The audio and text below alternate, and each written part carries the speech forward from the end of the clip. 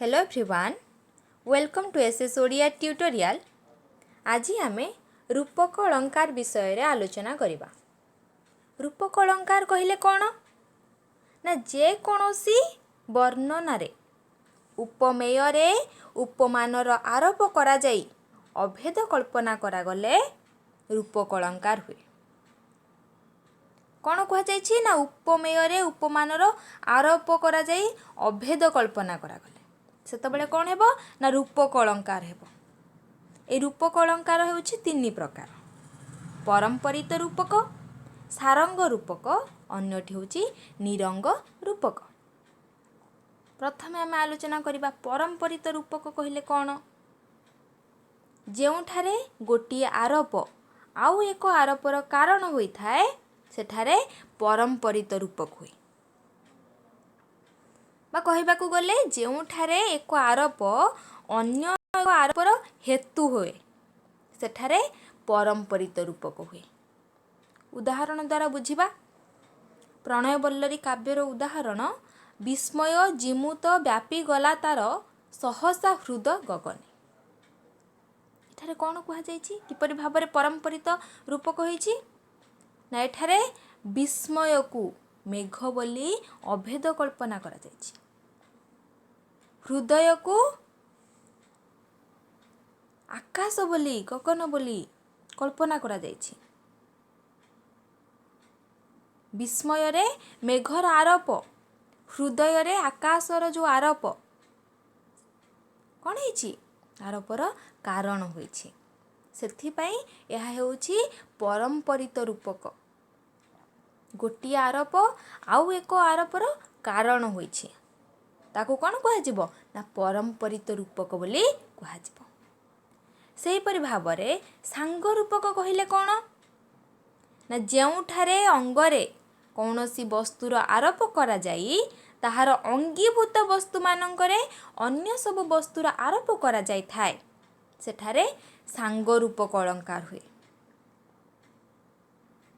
बा कहबाकू गले विभिन्न अंग विशिष्ट उपमेय रे विभिन्न अंग विशिष्ट उपमानर आरोप हेले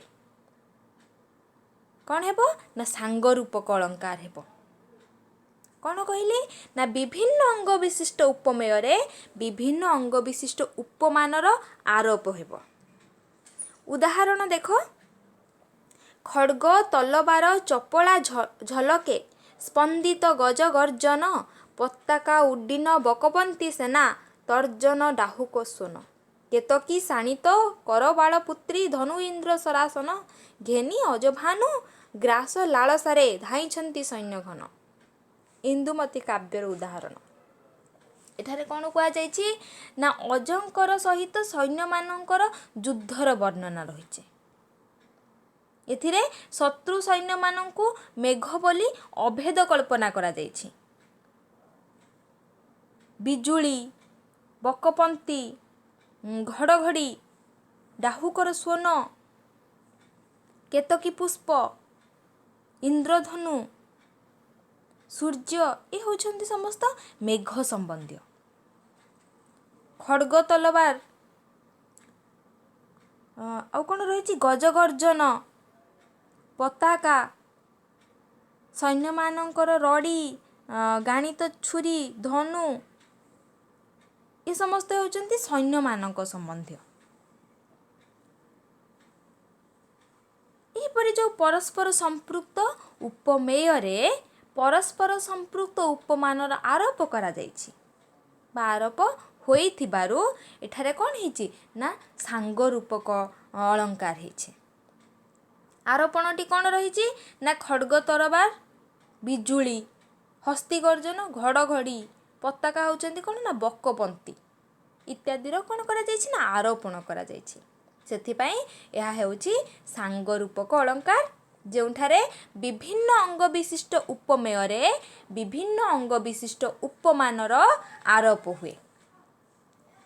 शेषरे आमे देखिबा निरंग रूपक अलंकार कहिले कौन ना जेउठारे गोटिए उपमेय रे गोटिए मात्र उपमानर आरोप होई थाए अथवा अभेद कल्पना करा जाई थाए सेठारे निरंग रूपक अलंकार हुए। जदि आमे ताकू संक्षेपरे कहिबा निरपेक्ष भावरे एकमात्र आरोप स्थल रे निरंग रूपक अलंकार हुए। उदाहरण द्वारा बुझिबा किपरि भावरे यह निरंग रूपक अलंकार।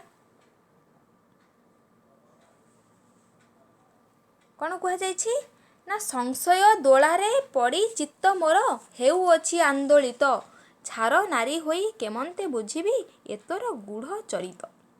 पार्वती काव्यर उदाहरण निया जाइछि। एठारे कौन कहुछि ना संशय संशय रे दोलार आरोप करा जाइछि। अर्थ कौन ना संशय रूपक दोला, तेणु यह हेउछि कौन ना निरंग रूपक अलंकार।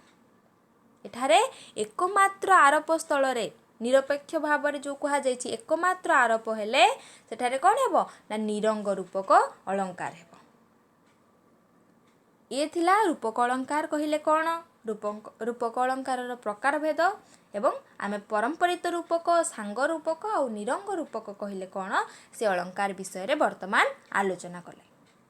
जदि आपण मानक भिडियोटी भल लगी थाए ताहले लाइक करंतु, फ्रेंड मानक सह शेयर करंतु एवं आम चैनल टी को सब्सक्राइब करंतु, जहा फल कि प्रतिटी वीडियो रो नोटिफिकेशन आपण माने यथाशीघ्र पाई परिबे। Thank you.